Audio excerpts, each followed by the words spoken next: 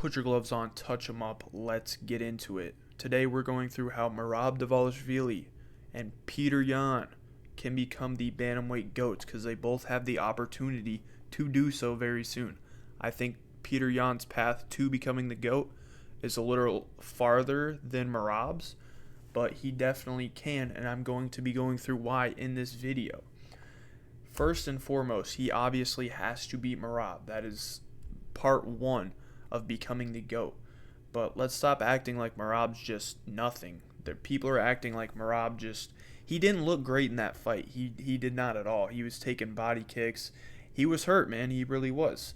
But the guy fought 4 times in 2025, losing to Peter Yan. And this was not the most high IQ move. Going from Corey Sandhagen in October to Peter Yan in December, that's not even 2 months. Not a very high IQ move by Merab. But he wanted to be active, and I appreciate that. And I think a lot of people don't appreciate that right now for some reason. But it's like, dude, fighting 4 times in a year is unheard of, especially for a champion. Nobody's heard of that ever. It's insane.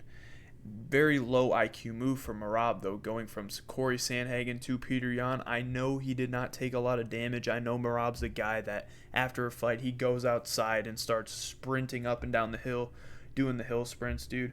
But not very smart. It wasn't even 2 months after he fought Corey Sandhagen that he's trying to go fight Peter Yan now.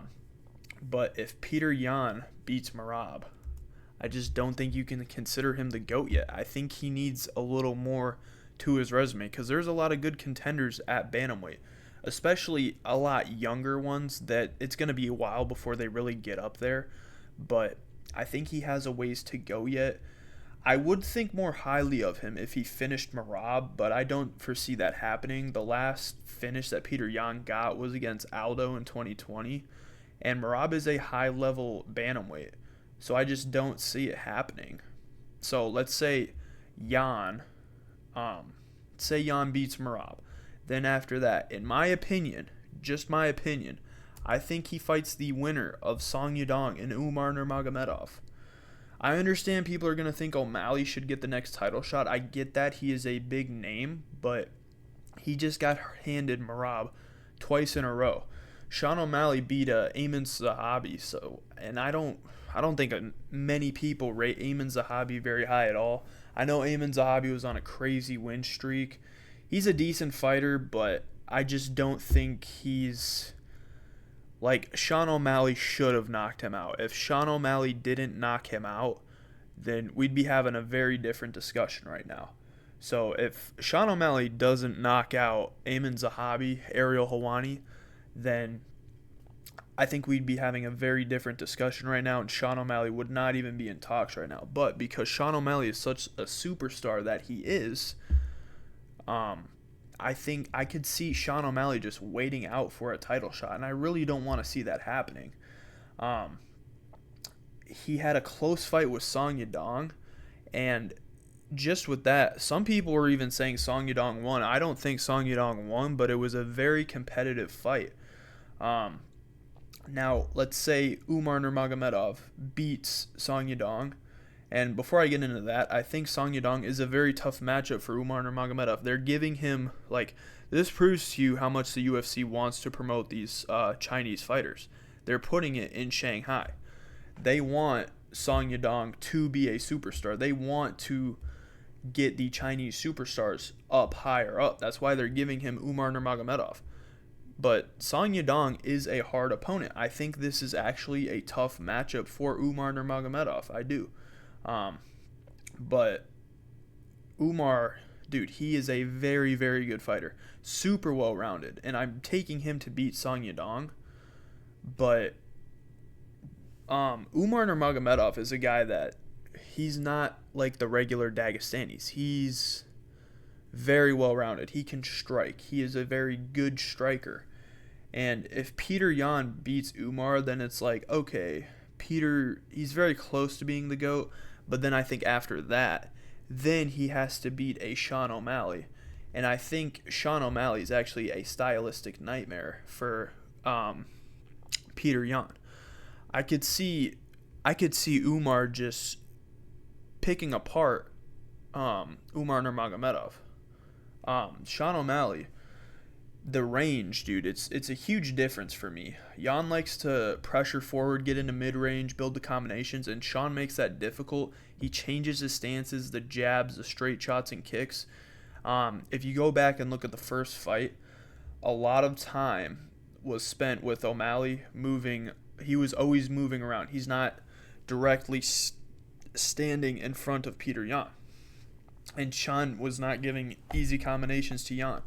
Peter Yan is very good when he can read his opponent, but Sean O'Malley was consistently changing stances, distance, moving, circling, all that stuff. And he has a very good punching game.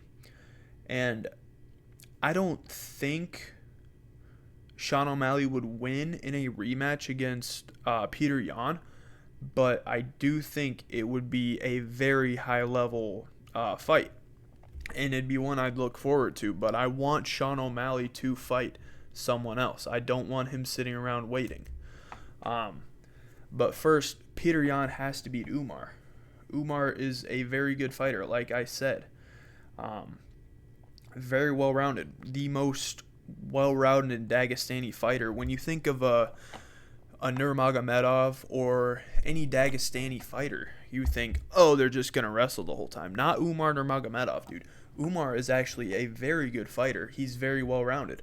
One of the most well-rounded bantamweights that there is. He can wrestle. He's a very high-level grappler, as he should be. But the striking is also super high level, and a lot of people forget that, dude. People forget, man. They do. Umar is a very good striker. But I do see Peter Yan beating an Umar Nurmagomedov. Like I said earlier, just picking his shots right, I think Peter Yan would probably dominate Umar. But if Yan can go ahead and beat Sean O'Malley, I would consider him the bantamweight GOAT. I would.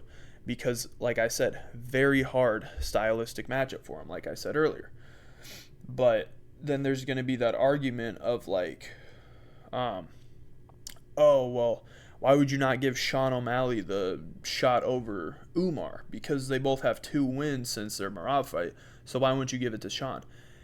My reasoning is because if Umar beats Song in a dominant fashion, and I think he will, because Song Yadong is a very high prospect, in my opinion, very high level, and it's 5 rounds, and I think Umar, this will give him a chance to showcase his skills. This is a 5-round fight, and I think Umar will showcase a lot of his skills. Like I said, dude, very, very good grappler, but he's not a one-dimensional wrestler like a Chimaev, like a Merab, like a Makachev. He was doing very well in his striking against Merab. He was clipping Merab pretty good in that first fight, and I do think we're going to see a Merab Umar too, eventually. Another reason I give it to Umar is because Umar beat Mario, and as we see now, Umar has 2 wins in a row. He submitted a decent prospect in Vincinius Oliveira and pretty dominantly beat Corey Sandhagen in my eyes. So I'd say you go Umar and then you go O'Malley. I want O'Malley to have another rematch. Or not a rematch. I want him to have another fight before just waiting for Peter. I hate when people do that, dude. I know Sean O'Malley is he's a superstar, dude. It's literally in a song. But you can take another matchup. You took 0 damage against Ayman Zahabi. 0. Let's take another matchup real quick. I don't care if it's the number 10 ranked bantamweight. Just do it, bro. You're going to be waiting around for a little bit, depending how long this Peter Yan Merab match goes. They might both get messed up in the fight. So, but there's a world, and this is what I think is going to happen. I think that UFC's not going to care. They're going to let Sean just wait around and, like, dude, we know how big of a star Sean O'Malley is. They're going to let him just sit around and wait. If he doesn't want a match, he's not going to take a match. So I think this is a super hard win for Yan, but I think it's a very doable win after what we just seen in his fight against Merab. Now, let's go over to how Merab can become the GOAT of bantamweight.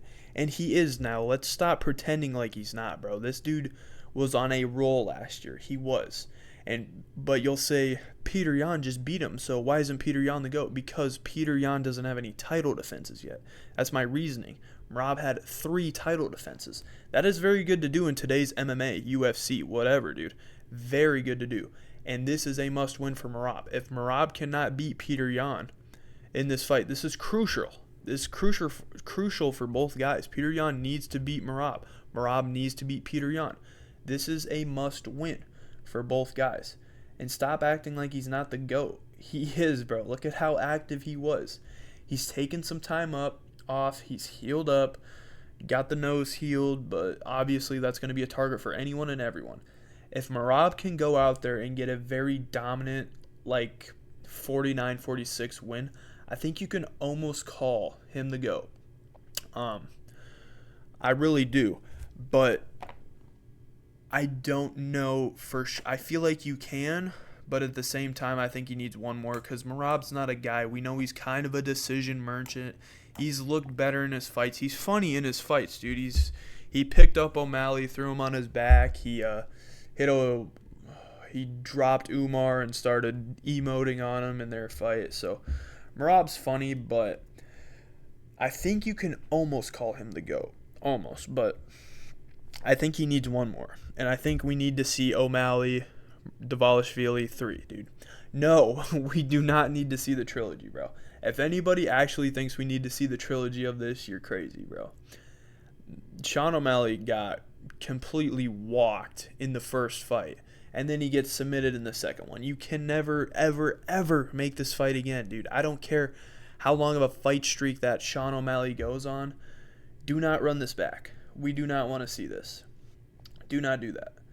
But I think if Merab can beat Peter Yan dominantly, like, dude, he's cleared out the division. He has. O'Malley twice, Umar once, Sandhagen. And let's say he beats, this is obviously hasn't happened yet, but let's say he goes out there and beats Peter Yan twice. That is the GOAT of the division. These are very high-level prospects. And then if he does beat Peter Yan again, we're talking about doing an Umar Nurmagomedov too, dude. But like I said, this probably isn't going to happen because the UFC is so weird like that. Like, I just don't see a world where, at least right now, you never know what'll happen. But it's going to be very hard for Merab to beat Peter Yan. It's going to be very hard for Peter Yan to beat Merab again.